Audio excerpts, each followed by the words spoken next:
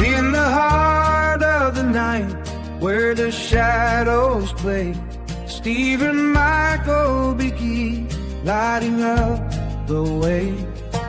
Abnormal investigations, whispers in the trees, with boots on the ground, I'm chasing mysteries.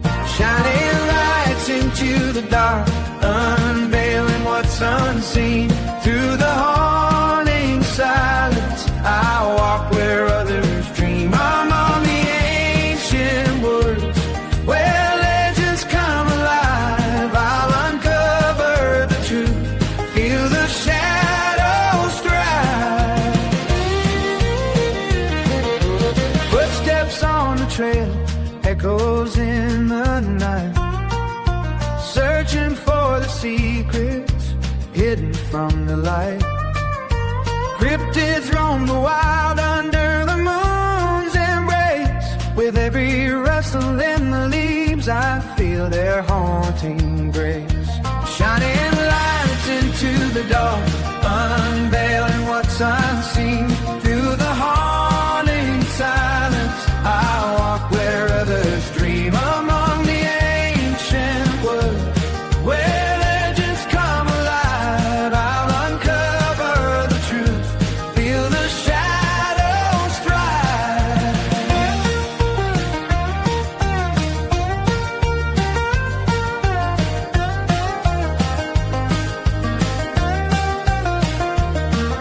Each night a new adventure in the depths of the unknown. With passion in my heart, I'll walk this path alone. But with every discovery, I know I'm not afraid.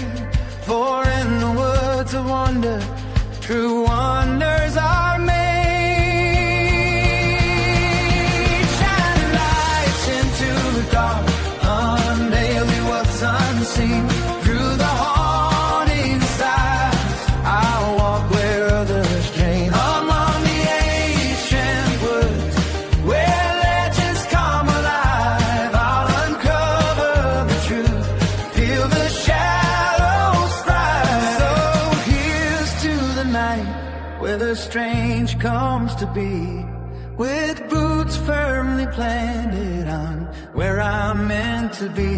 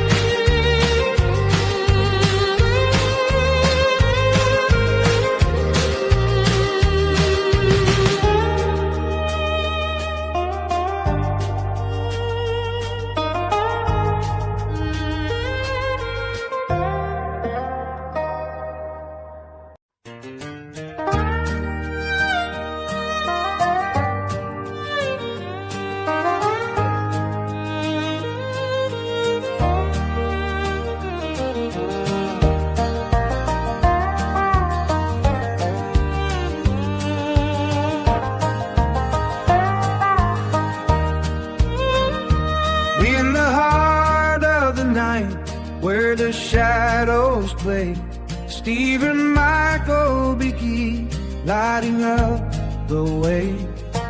Abnormal investigations, whispers in the trees, with boots on the ground, I'm chasing mysteries. Shining lights into the dark, unveiling what's unseen. Through the haunting silence, I walk where others dream. I'm on the ancient woods, where legends come alive. I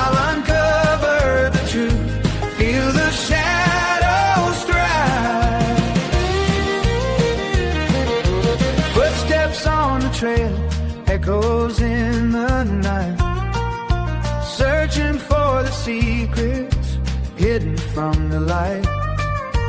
Cryptids roam the wild under the moon's embrace. With every rustle in the leaves, I feel their haunting grace. Shining lights into the dark, unveiling what's unseen. Through the haunting silence, I walk where others dream. Among the ancient woods, where legends come alive, I'll uncover the truth, feel the shadows thrive.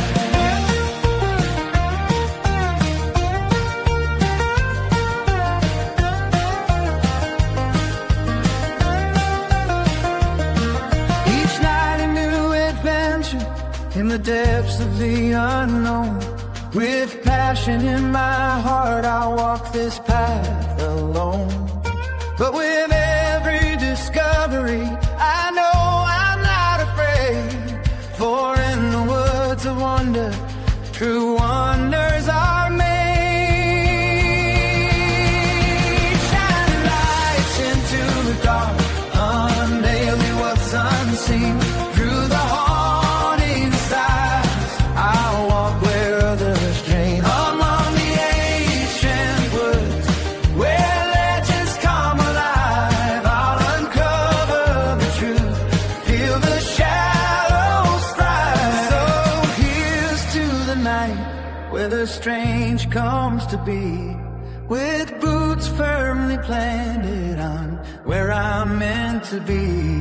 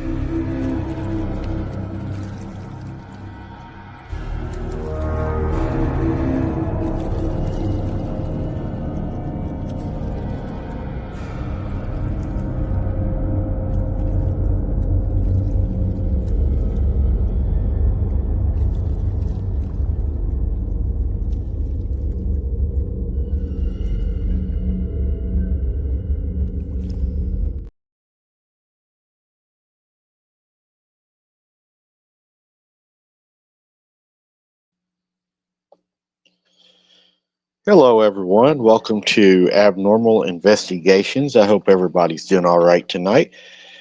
I see a lot of familiar faces in there tonight. I got Herbert, Silver Bullet, Lisa, Blue Biddy, Michael Deer. Good to see you all so very much.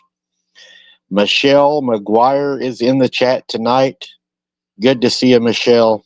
You know it's going to be a crazy show when Michelle shows up. We got Keith Blunt moderating tonight also, guys. Good to see you, Keith. Nanny Pam moderating. Good to see you, Nanny. See a lot of our famous faces in here tonight. So good to see everybody and your support. Tina Whitting's here tonight. Good to see you, Tina. Hope you're doing well tonight. T-Bone's in here tonight. Good to see you, T-Bone. Hope you enjoy the show. We got a pretty good show set up for you tonight. Got a lot of investigation time into this one, and I also am going to give y'all a little surprise coming up. That's something I'm going to be working on this summer. I think y'all are going to really enjoy.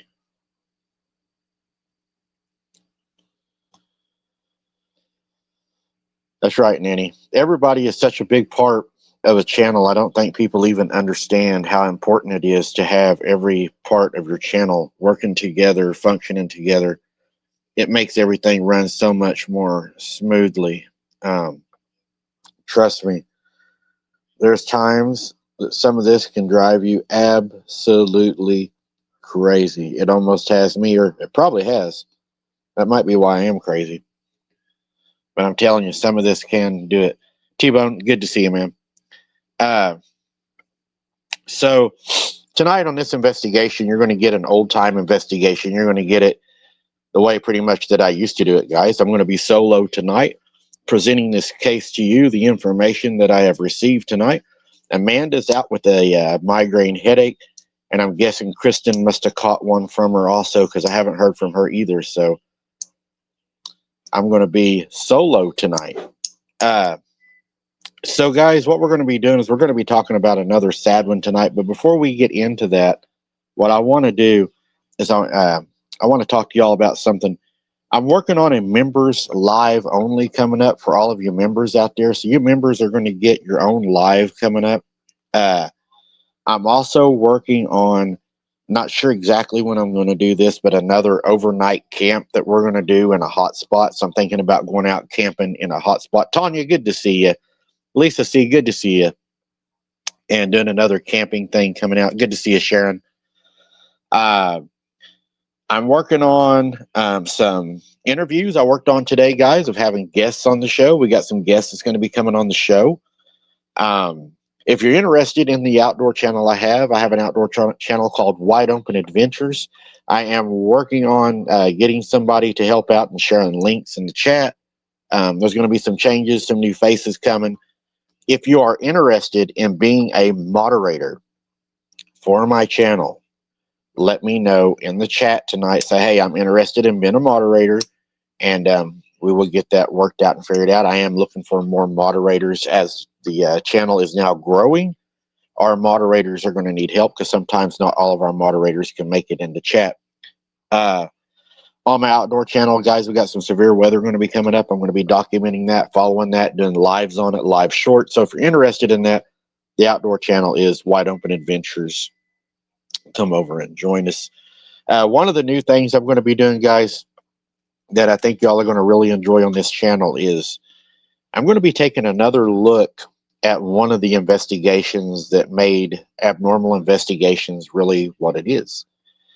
And what I mean by that is I'm going to be revisiting the Girl Scout murders, and we're going to go beyond the story. I'm going to be going to the locations of some of these places.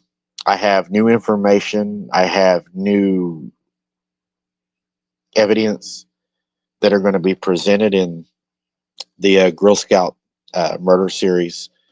I will be doing that. It will be a very in-depth series. It's probably going to be more than one video. But I am looking at exploring that. I am also going to be using a team to be able to do this investigation. This is an investigation that requires a team to be able to really present it for what it really is. I may do that, Michelle. I may do that. It'll be a hand-picked team of my choice. And hopefully we can bring you. Scared Jody, good to see you. I am forming a team. That's right, you Scared Jody. I will be forming a team, and I'm also looking for new moderators. Anybody that is interested tonight, put in capital letters, I'm interested in being a moderator for your channel. And the moderators will help you figure out what you need to do to be able to talk to us about doing that. So a lot of you may know we're going to talk about a case tonight that what is that? Yeah, Michelle, no, we don't want none of those. Absolutely. So what we're going to be talking about tonight, guys, is a case that has went around social media quite a bit. It is a well-known case. If you look around, you're probably going to find somebody that has at least spoke about it. So hello, April. Good to see you. Welcome to the chat.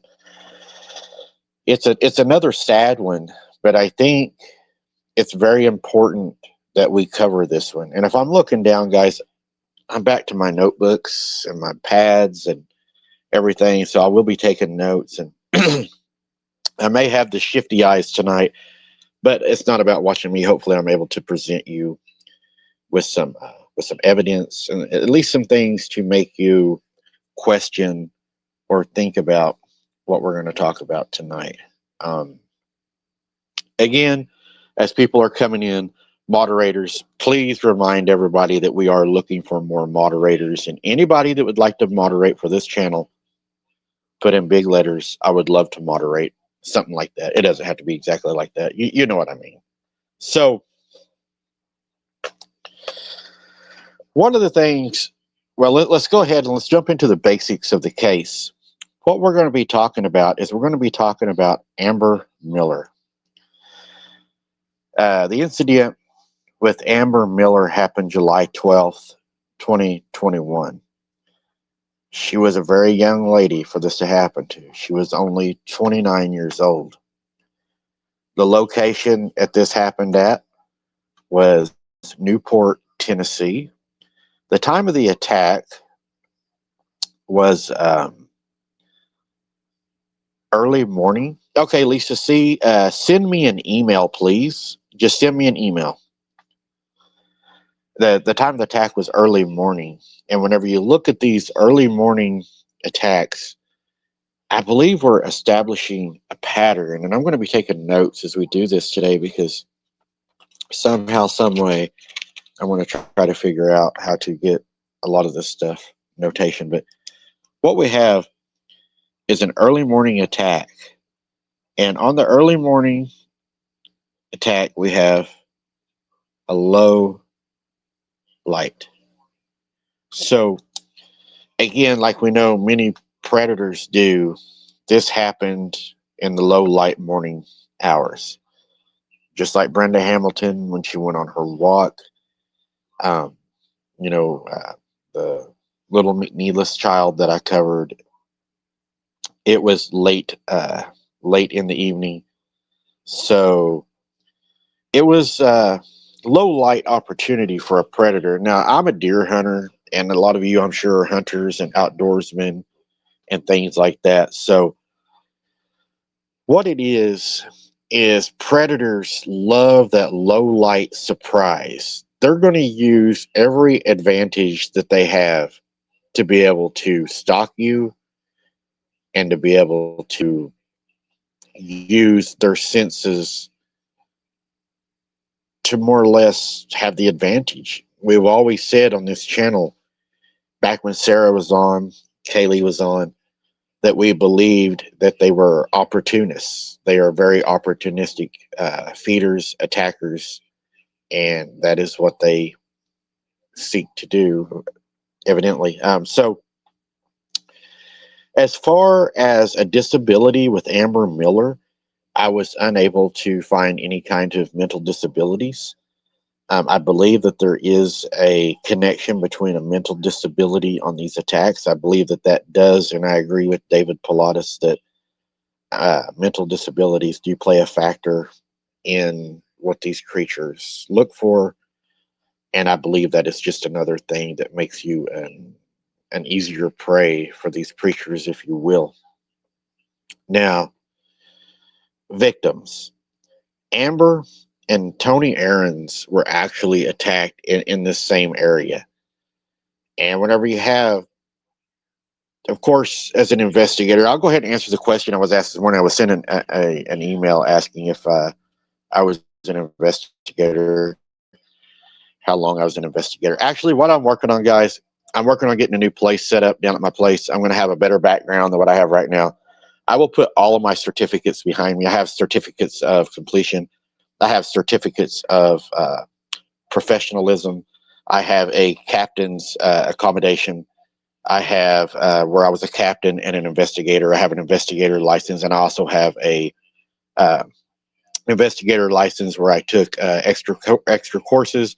I have a bodyguard license. I went through the bodyguard training, and also I have a professional license where I was awarded as a professional officer and investigator. So in the state of Oklahoma, I was labeled as a professional. So I do have credibility as far as CLEAT and the places that I worked and completed their extra courses and classes. So that's a little bit of where I put all this from.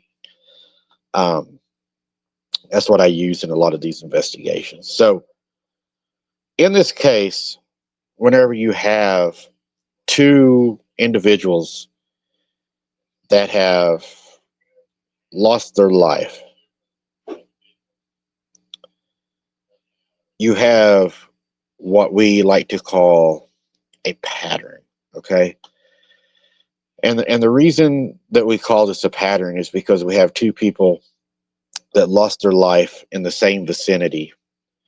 They also were killed in the same pretty much fashion with the same possible offender.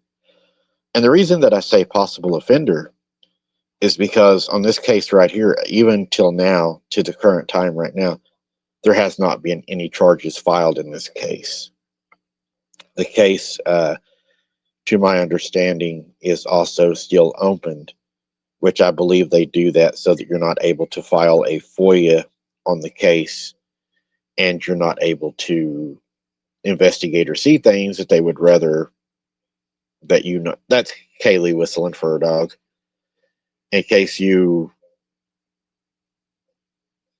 want to look at things that they don't want you to see. It's just another way to block you from being able to see exactly what's going on.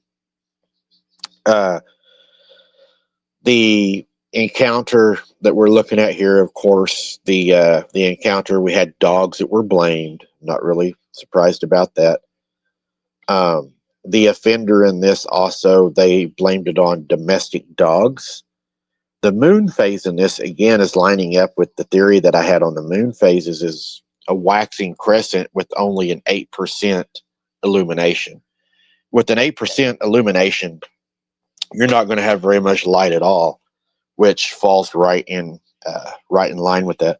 Now, I know that we talked about what we was going to do is we was going to start looking into the background of a lot of these people and just trying to find out what their background is as far as their religion and everything. Mark, good to see you, man.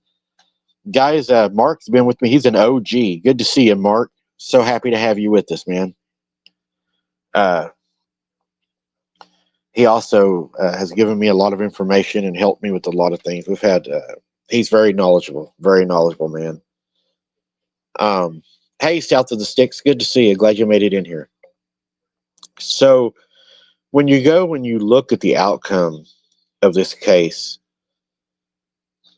Amber Miller, a 29-year-old woman, was attacked by 3 dogs on Jimtown Road in Newport, Tennessee on July 12th, 2021. She suffered severe injuries, including an amputated left arm and extensive skin loss, and later died from the attack. The dogs were reportedly cane corsos, and a person of interest was identified in the case, but no one to this date has been charged. The investigation is ongoing, and the dogs suspected in the attack have not been captured or impounded at this time. And that was a news release that had first happened whenever this first broke. So whenever this first broke, you're looking at a lot of the patterns that we're seeing in a lot of these attacks is they are so quick to blame either domesticated dogs or feral dogs, if you will. That's an easy scapegoat because every town, almost every country home, and everywhere, they have a dog. And because they have that, that is just an easy, in my opinion, it's an easy scapegoat to be able to say it was a dog. The Tennessee woman was 29. She's fatally mauled by a pack of dogs. So many wounds that they could not even count them. Now, can you fathom that this 29-year-old female had so many wounds that they were unable to count them? Now, the Coke County Sheriff's Office reported it was investigating the July 12th case as a similar incident from 4 months prior along the same road in their county. Jimtown Road is just outside of Newport. Only 4 months prior, what they're talking about here is, if you'll notice, they're being real careful in this investigation. And I don't blame them. But what they're doing is they're trying to separate these two incidents where you have Tony Aarons is who they're talking about in this without actually saying his name.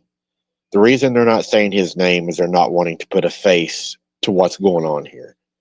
Tony Aarons, just 4 months prior to the attack that we're looking at here with Amber, was also attacked in the same area with, in my opinions, had the same MO. If you don't know what an MO is, that is method of operation. Had the same MO. So there is a pattern that has been established as far as people being killed in this area. The police, on the other hand, what they're trying to do is they are trying to separate these two incidents so they don't look like that they have an issue going on or there's a failure within their department to be able to protect. That's what they're doing, in my opinion. And this whole thing will be my opinion, just so everybody knows. Entertainment purposes only. So 4 months prior, we know that we had another incident. They're trying to separate that here, but they're having to address it because the town, of course, they know about it. A similar incident occurred on the same road April 1st of 2021 that resulted in the death of Tony Aarons. Now, the Coke County Sheriff's Office wrote in a Facebook post, finally admitting that they were referencing Tony Aarons. Now, you can tell they are definitely trying to stay away from Tony's name because they're seeing that they have a complete failure going on right now, that they have left the public not safe. They're not protecting and serving, right? So Reese said Miller suffered countless bites on July 12th and went under several surgeries. They weren't just minor bites. She got sepsis. Her arm got took off. We figured she might lose an arm, but not her life. Reese is her best friend, I do believe. The next day, her life had been taken. Very serious and severe injuries that led to amputation and sepsis. What we're seeing in a lot of these cases, and whenever I first initially saw this, I started thinking about prior cases. And again, as an investigator, you're going to look at prior cases. You're going to compare them to current cases to try to establish motive, etc., to see if you're dealing with the same person, if it's a serial person or what. But when you start looking at it, and a lot of these attacks, what we're noticing is these aren't small dog attacks. And what people need to realize is dog attacks that result in a fatality are very, very rare, guys. They're very rare, okay? And it's just not common.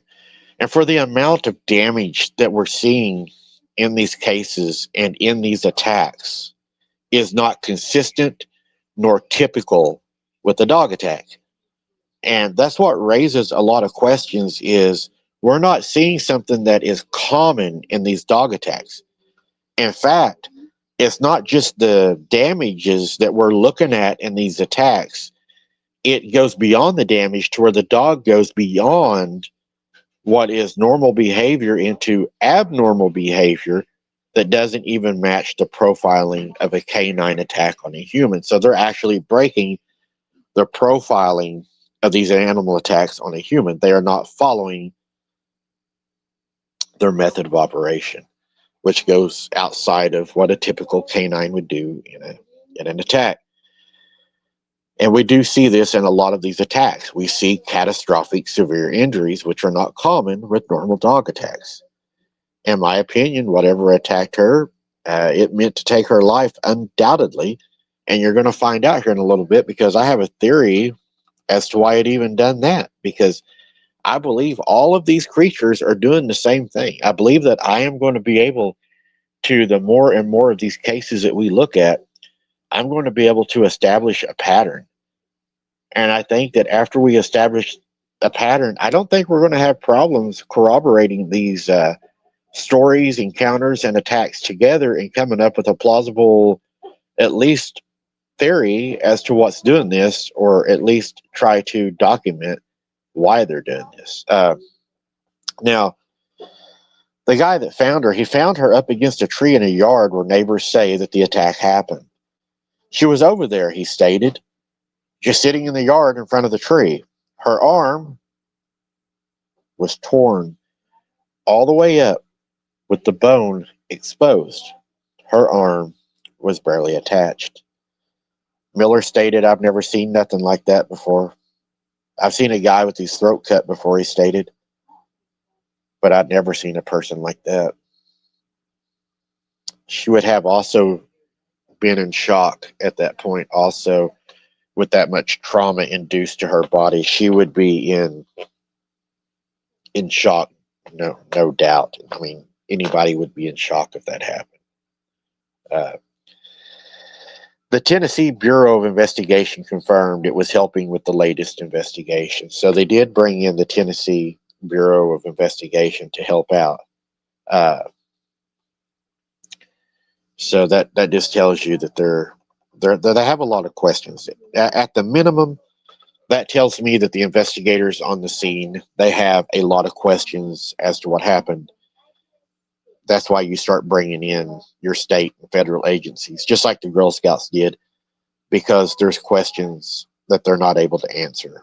And a lot of times that is why they will bring those other agencies in, is they may have more tools and more expertise and be able to reach out and have more advanced ways of operation to be able to solve these cases. So they did set up a GoFundMe page for Miss Miller. In a statement to WVLT, Cindy Miller said, her best friend, "This has been a terrible situation that could have been prevented. I hope to get justice for Amber, as well as anyone else these dogs have attacked." Dogs, guys. "Please help prevent this from happening to another family. Amber was a precious, loving angel on earth, and now she has been given her wings. I loved her so much, and I can't believe that she's gone." It's terrible what happened to her. The Knox County Regional Forensic Center confirmed it was preparing to perform an autopsy on a woman named Amber Miller. The University of Tennessee Medical Center confirmed a woman named Amber Miller was admitted on July 12th. She expired on July 18th.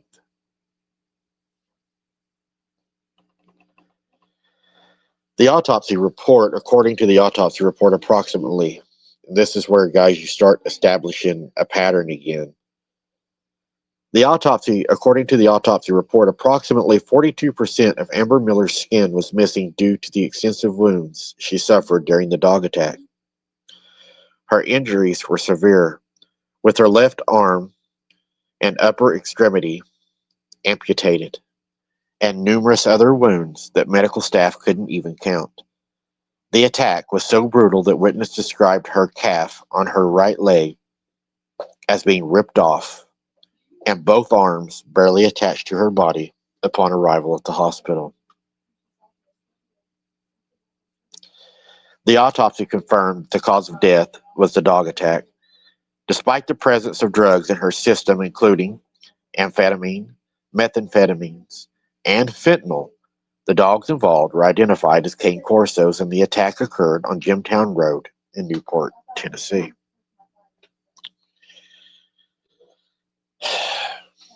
They're trying to, in my opinion here, dehumanize her by saying she had drugs in her system. She's probably not a productive person in society. But what a lot of people don't know about this is her father was killed in the line of duty that worked for the same police department in this town.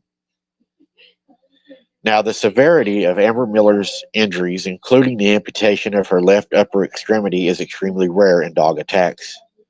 While dogs can inflict serious wounds, the details of the attack suggest that Amber Miller suffered extreme injuries while still alive. Given witness accounts of her screams during the incident, the autopsy report confirms the severity of her injuries, which likely caused significant pain and distress during her attack. This is where it gets hard to listen. It probably is hard for me. 42% of Amber Miller's skin was missing due to the dog attack. 42%, guys. Almost half the skin on her body was missing.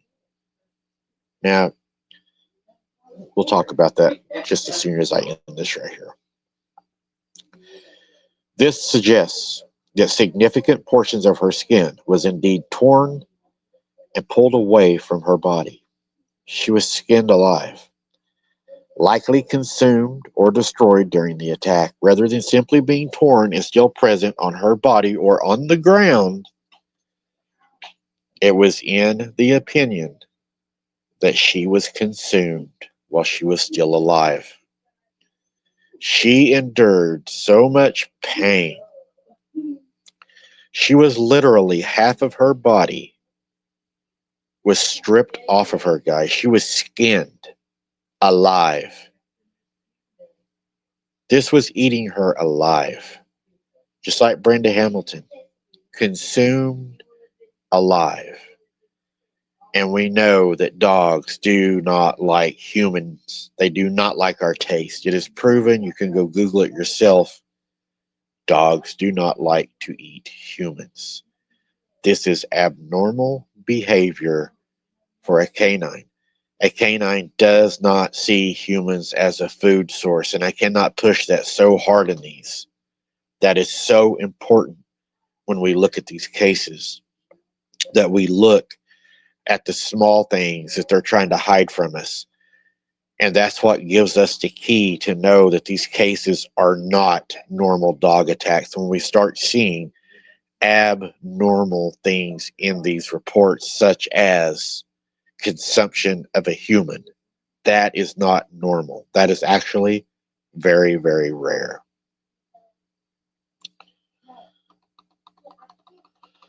In most dog attacks, thank you, Tina, for that. God bless you for that. I appreciate that very much. In most dog attacks on humans, the dogs are not typically consuming their victims in the sense of eating them as prey. Instead, the injuries are usually the result of bites and tearing of flesh caused by the dog's teeth and their jaws.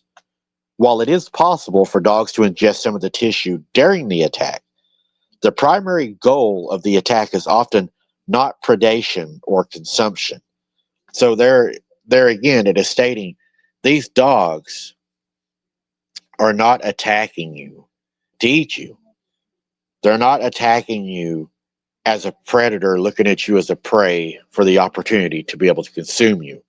What they're doing most of the time when a dog attacks you, it is territorial. It is a territorial reason, and they are attacking you to stop you and to remove you from the territory most of the time. That is why they will attack you. But they do not look at you in predation.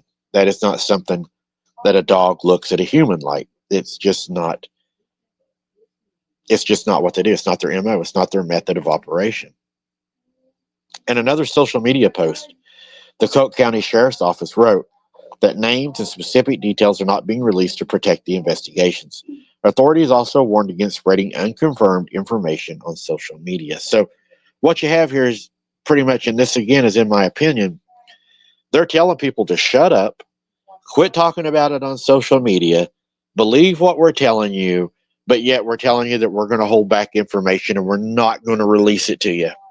But you believe us, though, and don't you go making up your own mind on social media. You just believe what we're telling you, and everything will be okay. So they do not want this to get out, which is very, very... yeah, you can tell what they're doing here. So the incident, the Knox County Regional Forensic Center confirmed It was preparing to perform the autopsy on a woman named Amber Miller. The University of Tennessee Medical Center confirmed a woman named Amber Miller was admitted and was to undergo forensic autopsy and a forensic examination. DNA was to be collected from all the wounds. Sounds to me like they're still looking for whatever it was. Just my opinion. I mean, they're already saying it was the Corsos, but we still. Okay, so we know that she did pass away from her injuries 6 days later from sepsis. Yeah, Herbert, I did too.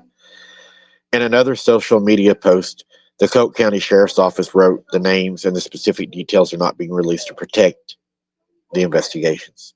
I can see that a little bit. Authorities also warned against people spreading information on social media. I don't see that because that almost sounds to me like they're going against your First Amendment right.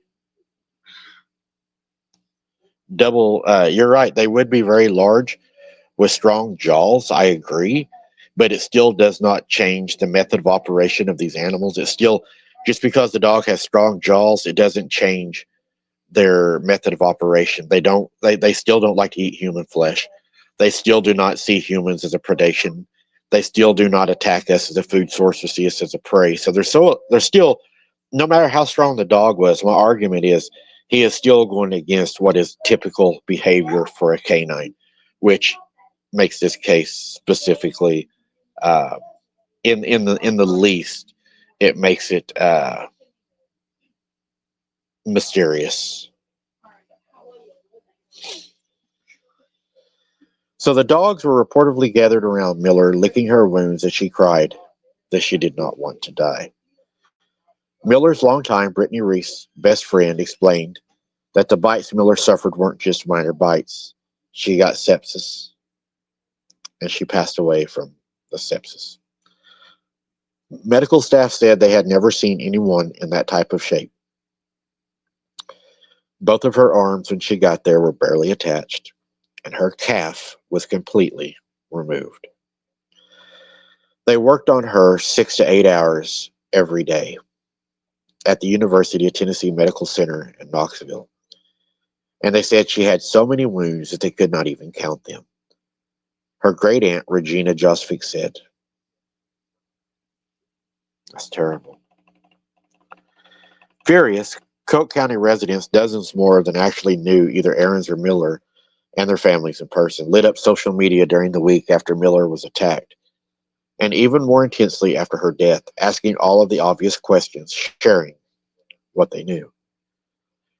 Law enforcement, now at this point, when I agree, Mark, that's a completely yes. Whenever they came out with this on social media and people started pushing it on social media, law enforcement then decided that they need to make a statement.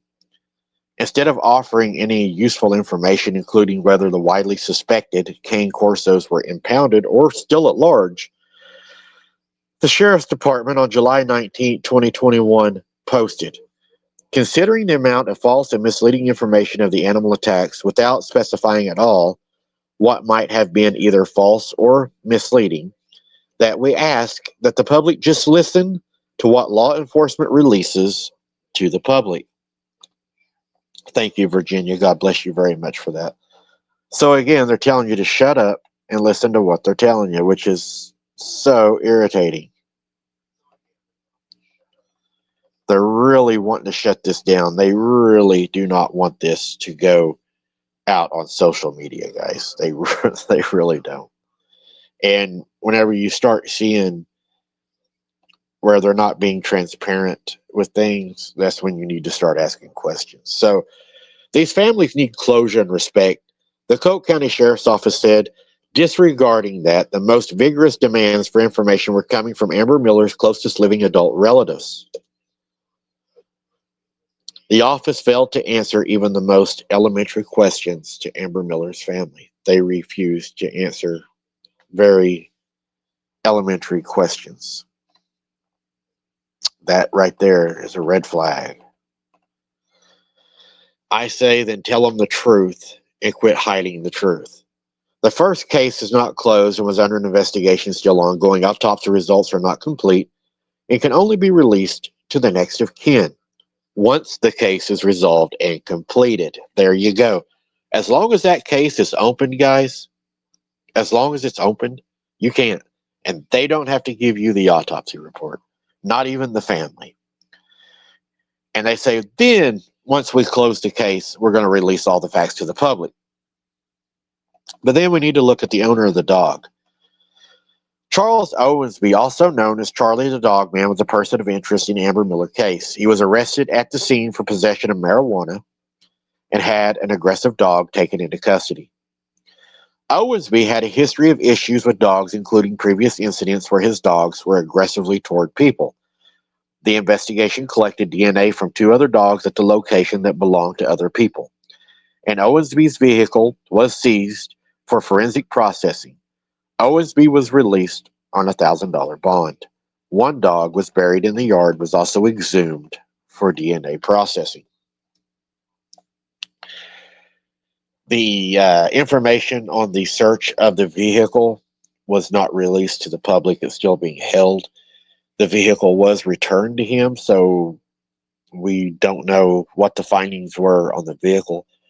According to some reports, Charles Owensby did have a history of prior incidents and allegations with the police department, but the police department and all of these allegations and all these incidents that Mr. Owensby has had with this police department, the police department never filed charges on Mr. Owensby and have not filed charges on him up to this day over the Amber Miller or the Tony Aarons deaths.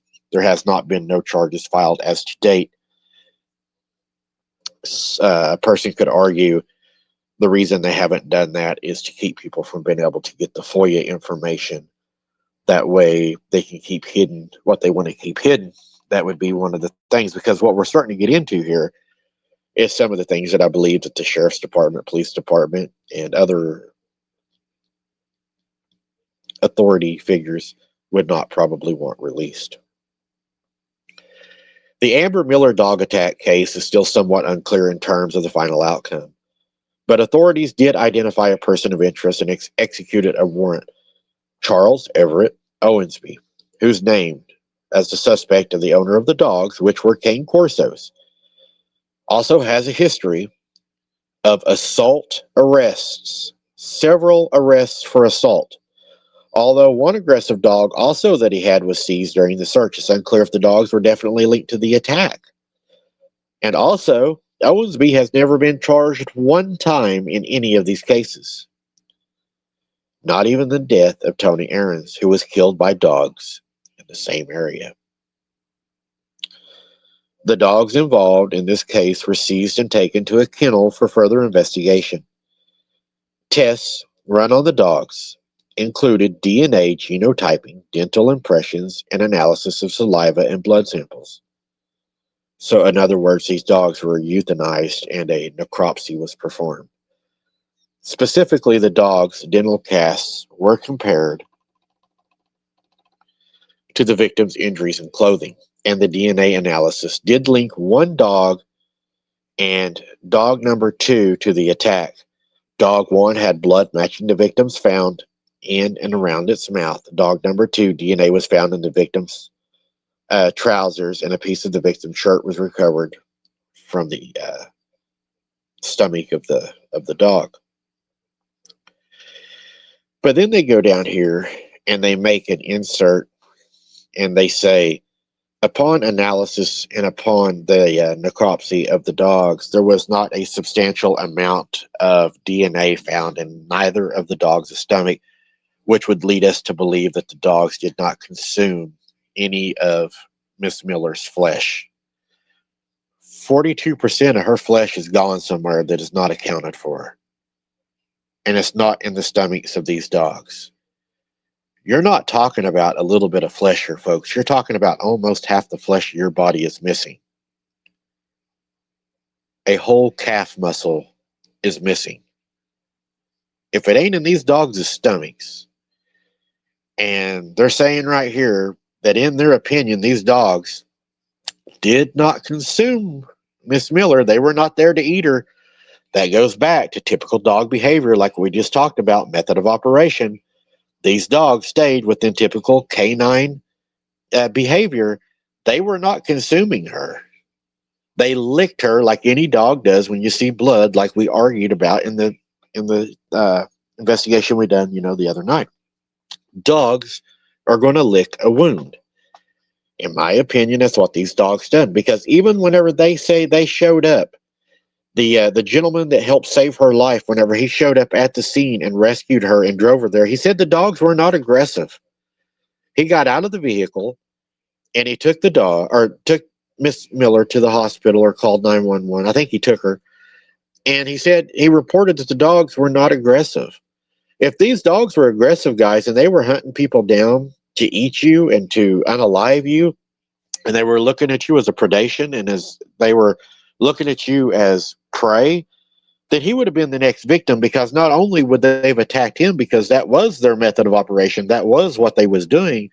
My argument for that would be that they would have attacked him also, because now not only have those dogs been killing to presumably eat humans, they now have a kill at the area that they would be protecting, which should make them even more protective of the area and make them more violent toward anyone showing up, as they would be protecting what they would perceive as their food source that they had just hunted.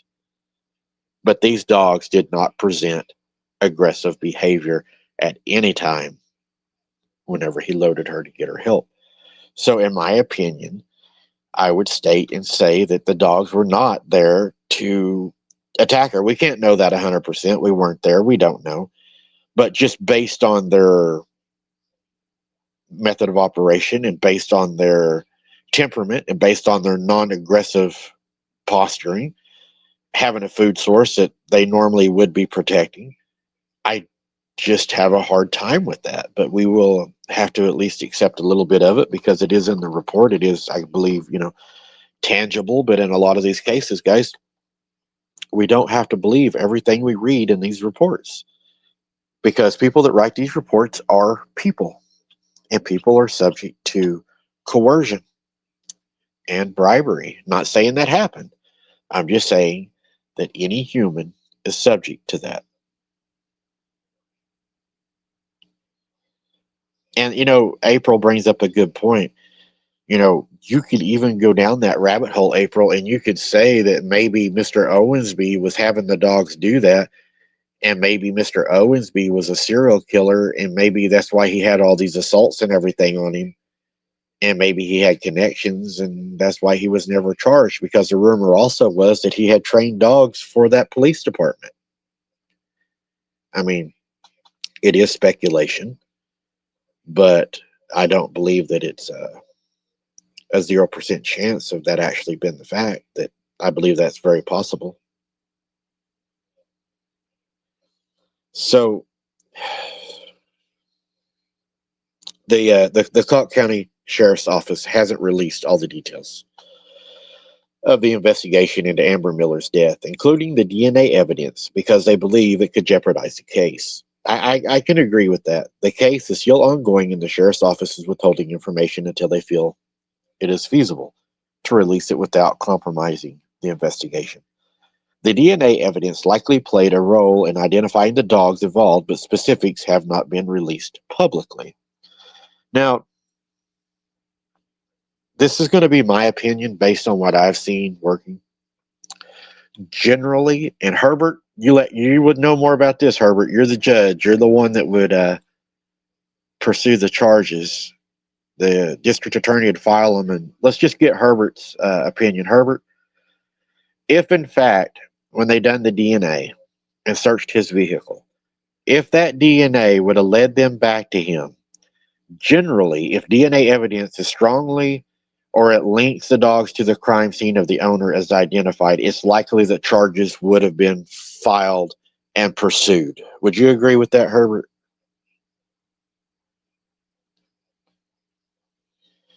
Euro, they did, and that's another interesting part we're going to talk about here in a second, because that even blows their case also, is the bite marks. So you're going to really love that. Let me grab a drink real quick. Excuse me 1 second.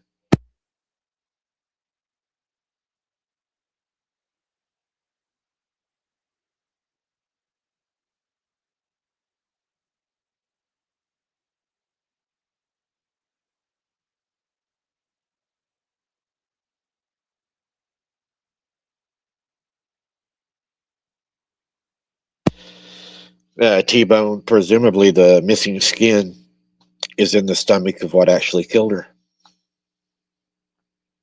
That would be my presumption.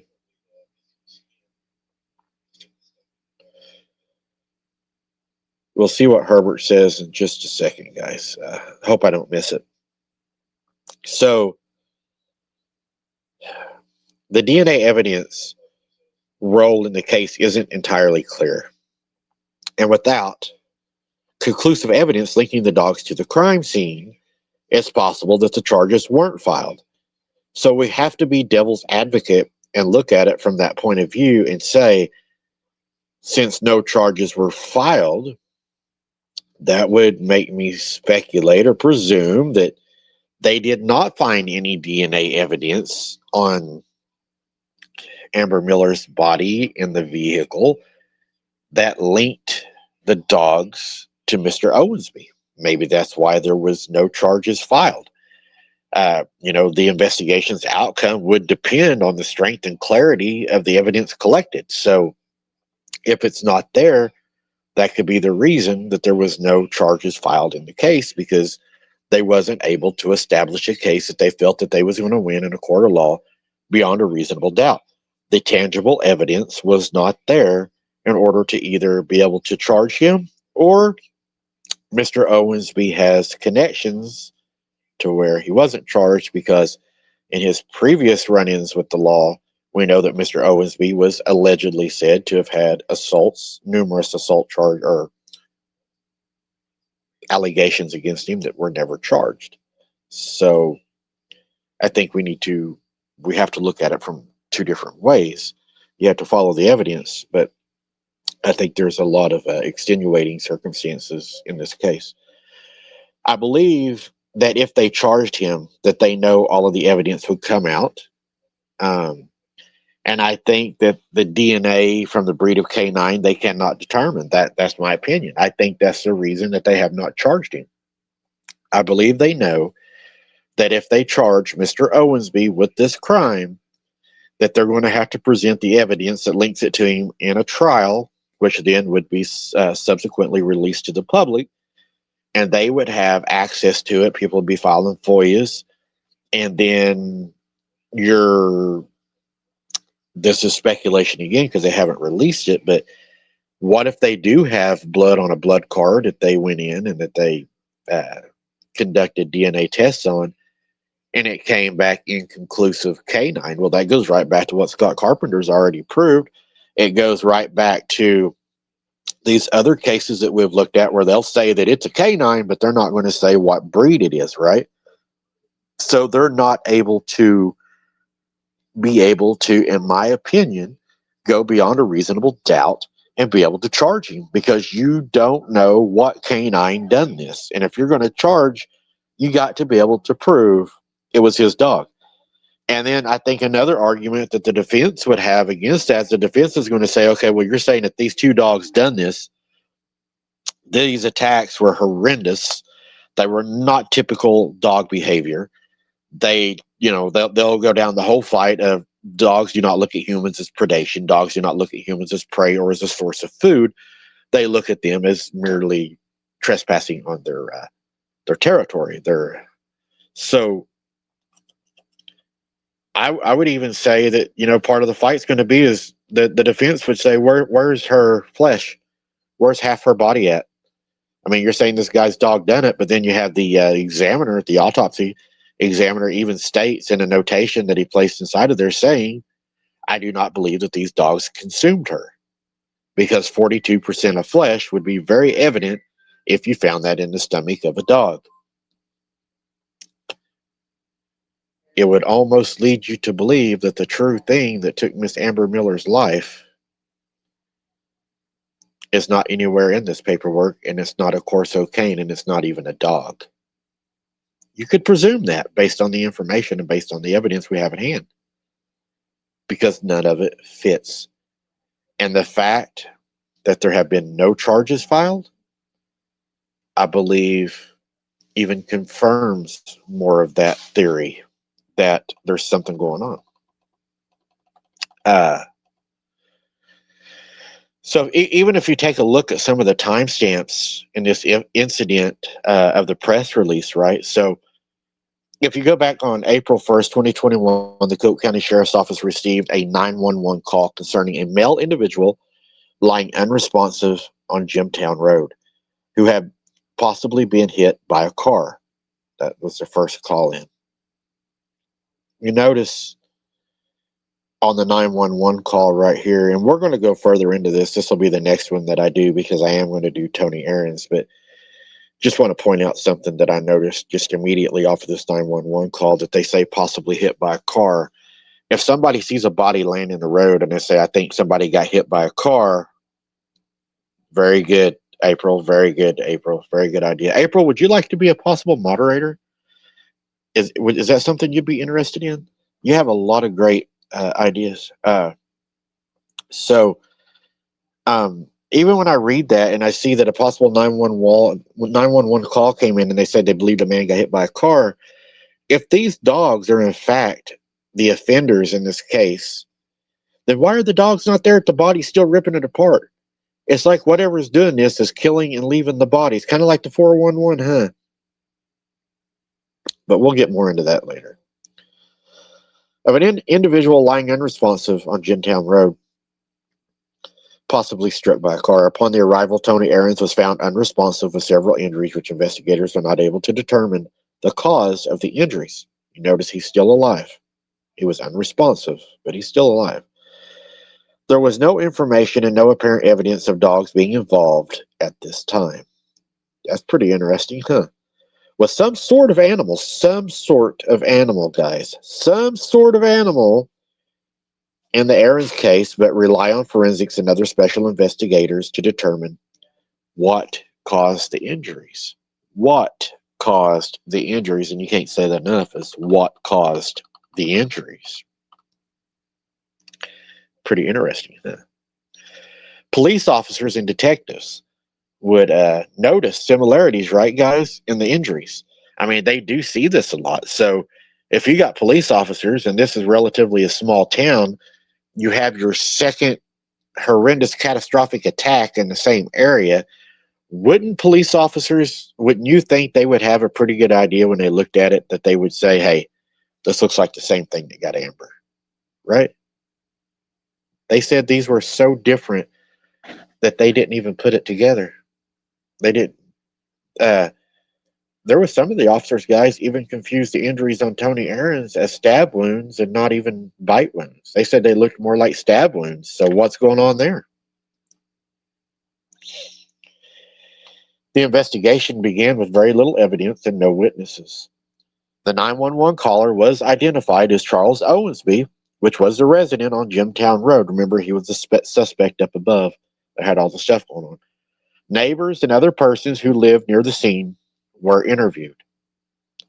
Forensics evidence was gathered at the scene and the autopsy was requested by the Sheriff's Department.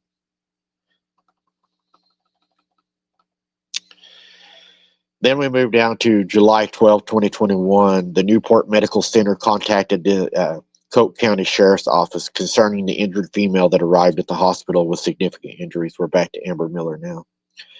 Investigators were called to the hospital and began an investigation. The victim, Amber Miller, was uncooperative with investigators. Now, I want to talk about that for a second.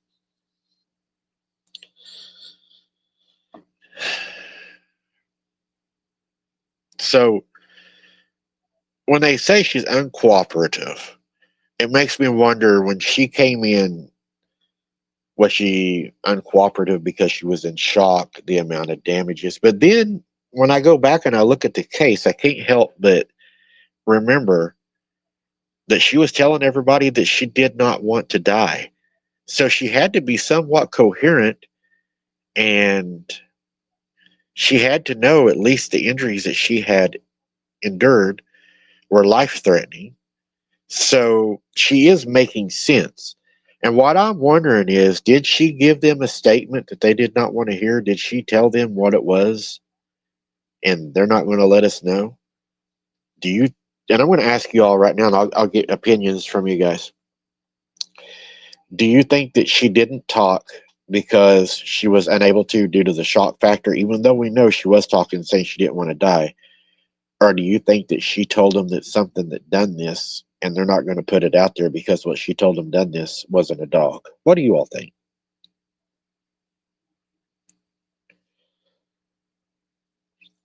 I think that's an interesting thing there.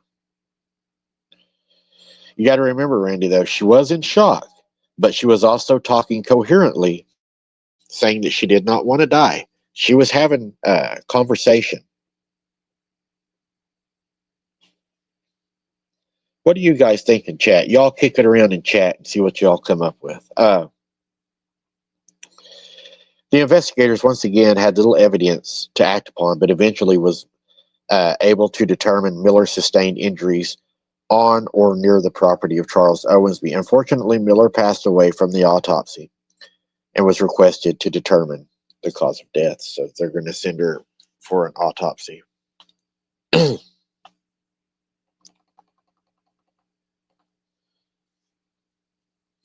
So the $1 million question: did she say what she saw was there and it didn't fit their agenda?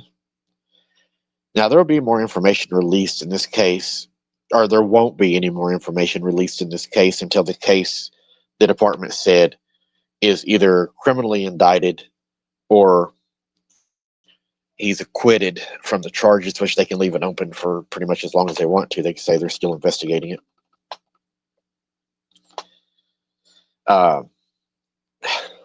You go back and you look at it. The investigation found evidence that linked Amber Miller's remains to the dogs, including DNA evidence from the dog's stomach contents, which did not prove that the dogs consumed her, only that they had DNA in their stomach from licking her. This suggests that the dogs had consumed human DNA. That's all that proved. The dogs involved in the case were euthanized as part of the investigation. This is typically done to collect evidence, including DNA samples, and necropsy, and to prevent any potential further harm. A lot of dogs lose their lives in these cases. The autopsy report confirmed Amber Miller died from extensive wounds suffered in a dog attack. The report specifically states that the cause of death was a dog attack, noting her left upper extremity was amputated, about 42% of her skin was gone and was never recovered. Although there were no drugs in her system, the dog attack was determined to be the cause of death. No drugs in her system. But then when you go up and you look at the first autopsy report, it says amphetamines, methamphetamines, and fentanyl. But now in the final statement that they've made, they said she had no drugs in her system. Uh-oh, somebody dropped the ball. There were some initial speculations and suspicions about the nature of the attack on Amber Miller and speculations that she was on drugs at the time. But it was later deemed that Amber Miller's blood work, when the toxicology came back, tested negative for any illegal drugs in her system, and some discussion about the possibility of a larger animal being involved was then spoke about with wildlife and fish. Uh-oh. Kind of sounds familiar, don't it? Don't that kind of sound like the other night when they was trying to blame it on dogs and everything and it didn't work out? Didn't they call in Fish and Game? And Fish and Game said, guess what? This ain't a dog. This ain't a coyote. It's got to be a larger predator. It's got to be a bear. It's got to be something bigger because it's not matching a dog. Sounds like somebody screwed up right here, don't it, guys? Yeah, it's not quite meeting the narrative right here. Things are accidentally slipping through, it almost sounds like. So,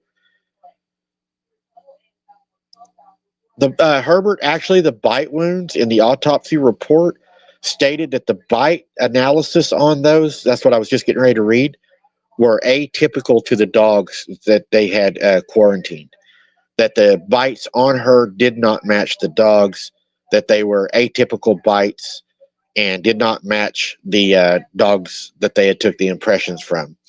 They said the likelihood right here, the likelihood that the bite marks that were compared during the necropsy DNA testing the chance that the dogs that had bit her, according to the casts that they had taken, the casts were considered atypical, and there was only a 17% chance that those dog bites on her body had came from the cane corsos that they had euthanized and blamed for the incident. So another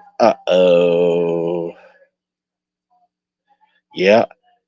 So the last two things I found, I think, are very, very important to this case, and they were not really looked at in this case. They were not really pushed in this case, but I believe they're very pertinent to the case, and I believe that if there is, in fact, an indictment made in this case, I do believe that they will actually at least uh, talk about this. They will entertain it at least. So, yes, they did seventh Adam. They said that they were her wounds were consistent with what you would see with a shark attack, with some bite marks actually showing that there would be possibly double row teeth. That was another thing. And another thing that had happened is neighbors had reported hearing strange noises in the area prior to the attack, which might have contributed to some speculation about unusual circumstances surrounding the case. Some reports that came in by the neighbors said that during the attack, while she was actually being attacked by whatever this was that was attacking her, at that time, multiple neighbors reported hearing growling and roaring sounds like they had never heard, could not identify, and said definitely was not dogs at the time of the attack. That was several neighbors that made that report. So, what do you think about that, guys? And I'll give you my final conclusion. This is just my opinion. I'll give you that in just a second. So, yeah, Herbert, this is a crazy one, brother. This is a there's so many. They're trying to, in my, it's all in my opinion, but they got too many lies they're trying to cover up, and the truth was slipping out, and they knew that the truth was slipping out, especially whenever a sheriff's office goes as far as to start threatening people not to talk about it on social media. I mean, that's infringing on your First Amendment right to be able to talk about it, right? I mean, they're saying, hey, you can't talk about it. So I'm going to go ahead and give you all my final thoughts on this, and we will start wrapping up tonight's show. And y'all, as soon as I say this, we'll end the show. Let me know in the comments if you agree with my final conclusion and my final thought. I'm going to go back and read what you all say. And I'll tell you what else I'll do too. I'll put a poll in my YouTube page underneath posts. Go to my YouTube page, go underneath posts. I'm going to put a poll there after the show. Go vote and let me know what you think. And I would love to see that. We may start doing that more to get you all more interactive and to get your thoughts. So this is my opinion, what I'm going to read to you guys. This is my opinion and my theory. After I do this, guys, we will end the show, and I will look for your messages. I will go answer each and every one of them. I'll answer everything that y'all put out there. I always do.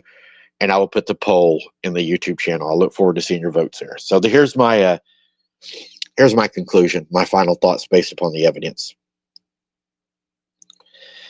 So the most plausible outcome based on the evidence is that Amber Miller's death resulted from a canine attack based upon the evidence, as concluded by the autopsy and the investigation, even though I disagree that they could call it a dog as to the DNA not being able to provide what breed. However, considering the unusual circumstances, such as the strange noises reported by neighbors, the severity and number of injuries, the potentially atypical bite marks, it's possible that an unknown, unidentified factor might have contributed to or been responsible for the attack. While the official conclusion points to dogs, these inconsistencies leave room for speculation about other potential explanations that might not have been fully explored or identified by the investigators, or the authorities at the scene. And I believe that the evidence has been withheld for nefarious reasons, if either to cover something up, to not indict or charge somebody, to protect a friend or to not release what actually killed Miss Miller because they could not find the 42% of her flesh that was missing. Thank you for watching tonight, guys. Let me know in the chat what you think, if you agree, disagree. And as always, keep your head on a swivel. Don't be something's dinner. And we'll see you on the next investigation. Thank you for joining. I appreciate your support. Smash that like button on your way out. Good night, and God bless.